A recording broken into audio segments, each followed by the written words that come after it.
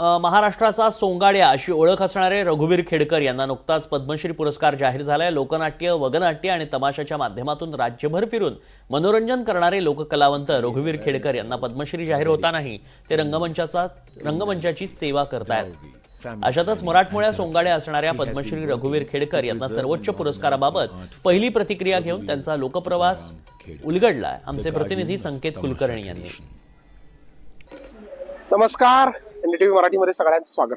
आता आपण आहोत सांगोल्याच्या यात्रेमध्ये आणि याच सांगोल्याच्या यात्रेमध्ये रघुवीर कांताबाई खेडकर सातारकर तमाशा मंडळ आहे। हा तमाशा लागलाय। तुम्ही म्हणाल मी तुम्हाला तमाशा दाखवायला आलोय का? नाही, या तमाशामध्ये दडलेला जो सोंगाड्या आहे, जो साऱ्या महाराष्ट्रानं पाहिला आणि याच सोंगाड्याला आज देशातील सर्वोच्च पुरस्कार आहे, पद्मश्री पुरस्कार जाहीर झालाय। आणि तोच पद्मश्री पुरस्कार ज्यावेळेस जाहीर झाला त्यावेळेस हा सोंगाड्या मात्र सांगोल यात्रेमध्ये आपला तमाशा लावतोय। आपल्या सोबत आहेत रघुवीर खेडकर की ज्यांना अनेक शुभेच्छांचे वर्षावाचे फोन येत आहेत आणि ते आपलं तमाशा मंडळ लावण्यात व्यस्त आहेत। खरं तर पद्मश्री पुरस्कार जाहीर झालाय। सर्वप्रथम आपलं खूप खूप अभिनंदन। काय पहिली प्रतिक्रिया आहे? महाराष्ट्राचा सोंगाड्या, लोककलावंत, ते आता पद्मश्री रघुवीर खेडकर। खूप मोठा प्रवास आहे हा आणि या प्रवासापर्यंत मी पोहोचेल का नाही याची मला म्हणजे खात्री नव्हती, परंतु माझ्या आई वडिलांचे कष्ट, त्यांचे आशीर्वाद, जनतेचा आशीर्वाद म्हणून मी या उंचीपर्यंत पोहोचलो। आणि मी जे काही कार्य केलं, सामाजिक कार्य, त्या कार्याने मला त्या उंचीपर्यंत नेलं। खरं तर आज आयुष्य तुमचं तमाशा मंडळात जत्रा यात्रा करत अनेक गावांमध्ये फिरलात, तंबुट्या राहुट्यात यात गेलं आणि यातनच तुम्हाला खरं तर लोकनाट्याचा संस्कार मिळत गेला। आई वडिलांची जी संस्काराची आठवण आहे ती आज येते? हो, खूप येते। कारण वडील तर आठवत नाही, पण आईने केलेले संस्कार खूप आठवतात। आईला जाऊन आज 5 वर्ष झालेले आहेत, पण आईने दिलेले संस्कार, त्यामुळंच मी विचारवंतांसंगे बसणं, विचार ऐकणे, विचार देणे हे केलं, प्रबोधन केलं, सामाजिक कार्य केले आणि त्यामुळे हे सगळं घडलं। हा पुरस्कार कोणाला? आईसाठी? हा पुरस्कार माझ्या आईला आणि माझ्या तमाशा सृष्टीला मी समर्पित करतो।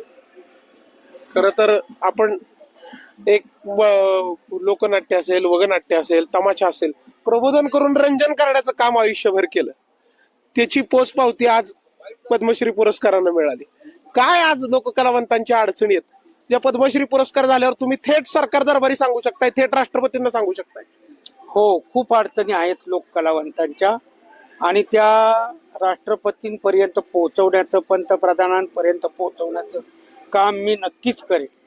खरं तर लोककलावंतामध्ये विठाबाई नारायणगावकर असतील, अशा अनेक दिग्गज मंडळींना ओळखा आणि त्यानंतर बऱ्याच वर्षाचा एक मोठा बॅकलॉग होता की जिथं लोककलावंतांकडे बघितलंच नव्हतं, महाराष्ट्र सरकारच्या पुरस्काराशिवाय केंद्र बघत नव्हतं। मात्र हा बॅकलॉग तुमच्यामुळे भरून निघालाय, त्यामुळे लोककलावंतांना परत ऊर्जा मिळेल। हो, नक्कीच। आता तरुण मुलांनाही याच्यामुळे खूप ऊर्जा मिळणार आहे। तरुण मुलंही विचार करतील की बा या कलेत राहून आतापर्यंत या रघुवीर खेडकरांनी इतके पुरस्कार मिळवले आणि आता सर्वोत्कृष्ट पुरस्कार म्हणजे पद्मश्री पुरस्कार प्राप्त झालेला आहे, मग आपण जर काम केलं तर आपल्यालाही तो प्राप्त होऊ शकतो, अशी ऊर्जा त्यांच्या मनात निर्माण होईल आणि मग ही लोककला टिकवण्यासाठी त्यांचा हातभार लागेल। खरं तर रंगमंचावर अनेक भूमिका आजपर्यंत तुम्ही साकारल्या, या तमाशा मंडळात असतील, लोकनाट्य करत असतील, कुठली भूमिका आहे की जी मनाला भावली गेली आणि आज पद्मश्री पुरस्कार त्याच्या आठवणीत आहे?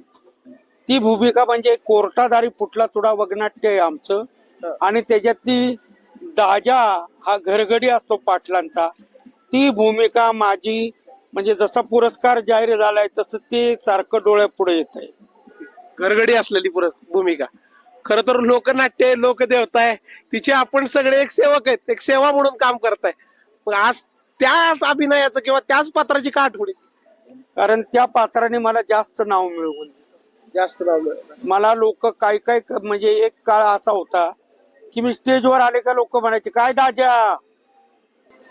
खरं तर लोककलावंत हा कायम जिवंत असतो, शेवटच्या श्वासापर्यंत तो काम करत असतो आणि मला मरण देखील याच रंगमंचावर मिळू दे, पण हे सगळं करत असताना देशाचा सर्वोच्च पुरस्कार असणारा पद्मश्री स्वीकारायला महाराष्ट्राचा फेटा घालून महाराष्ट्राची संस्कृती जपत अगदी लोककलेच्या वाण्यात जाणार असल्याचं पद्मश्री रघुवीर खेडकर सांगतायत.